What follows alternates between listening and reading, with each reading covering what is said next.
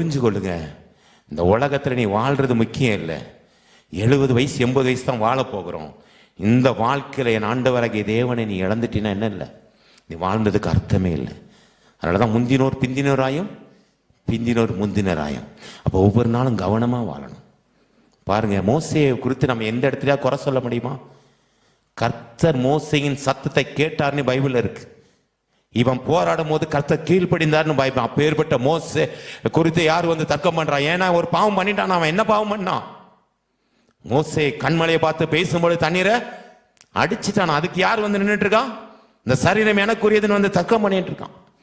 அப்ப அந்த மோசேக்கே சாத்தான் வந்து நிற்பான்னா, நீ கொஞ்சம் யோசித்து பாருங்களேன்.